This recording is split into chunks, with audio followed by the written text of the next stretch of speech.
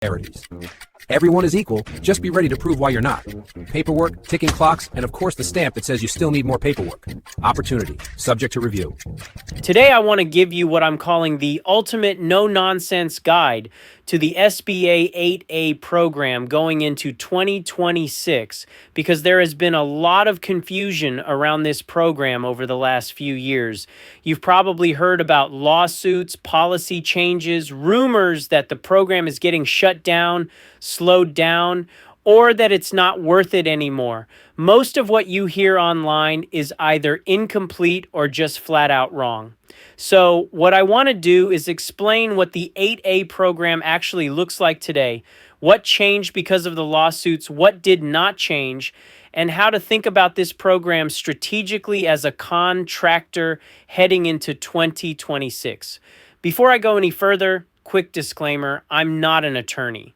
Nothing in this video is legal advice. This is experience-based guidance from someone who has spent decades in federal contracting, works with contractors every day, and watches how programs like 8A are actually used in the real world. If you need legal advice, talk to a qualified attorney. At its core, the 8A program is still a business development program designed to help small, disadvantaged businesses compete for federal contracts. That has not changed. The two primary benefits that get most people interested in 8A are still the same going into 2026. First, 8A competitive set-aside contracts where only 8A companies can bid. That means a smaller competitive pool. Second, sole source contracts, where a federal agency can award a contract directly to an 8A firm without competition, up to the applicable dollar thresholds. That second piece is what most people focus on, and it is still very real. Sole source did not disappear. It was not outlawed.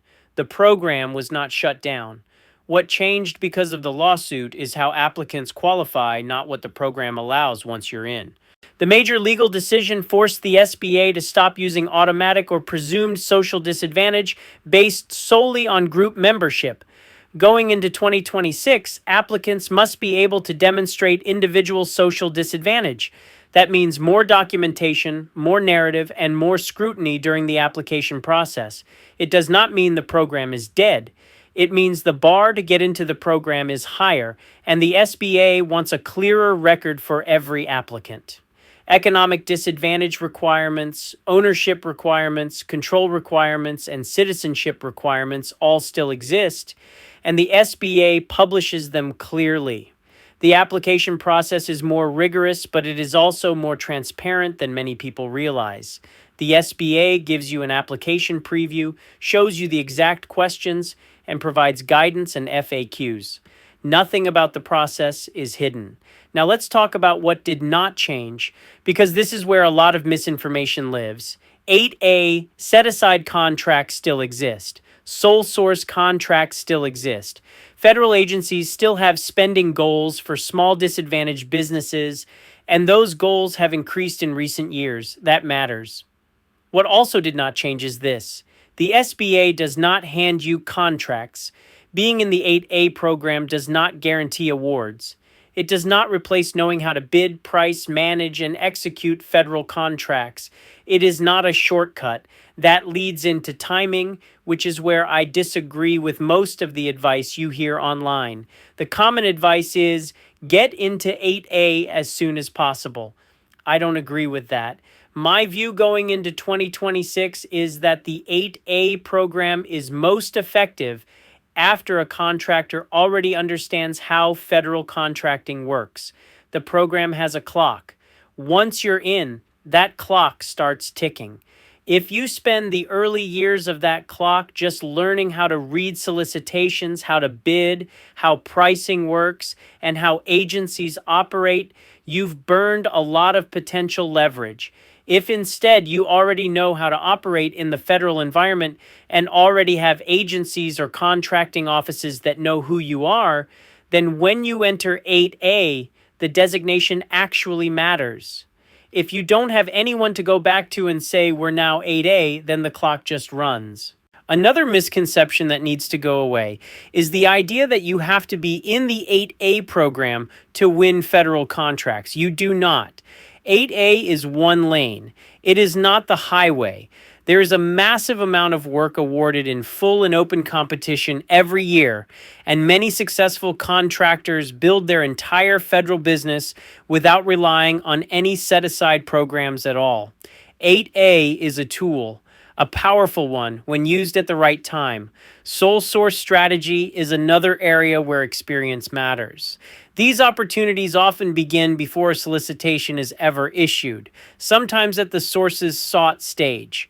Waiting until something is fully competed usually means you're too late. This is where SBA business opportunity specialists can play a role, but nothing about this is automatic. It is a process, and it assumes you already understand how federal contracting works. One last thing that matters going into 2026, operating as a prime and using subcontractors is legal inside the 8A program, just like anywhere else in federal contracting. What is not legal is pass-through schemes where the prime does nothing and simply takes a cut. That has always been illegal, and enforcement has only increased.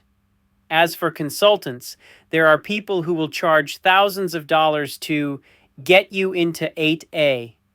The SBA already provides the criteria, the questions, and the guidance. Paying someone does not guarantee acceptance, and it does not teach you how to win contracts. Here's the bottom line. The 8A program is still very real going into 2026. It is still powerful. It is not dead. But it is not a shortcut, and it is not something you rush into blindly. Used at the right time with the right foundation, it can significantly accelerate growth. Used at the wrong time, it becomes a wasted clock. And if you want direct guidance on whether the 8A program makes sense for you, when to apply, and how to think about it strategically going into 2026, you can schedule a Zoom with me at GCExperts.com/Zoom. I'll see you in the next one.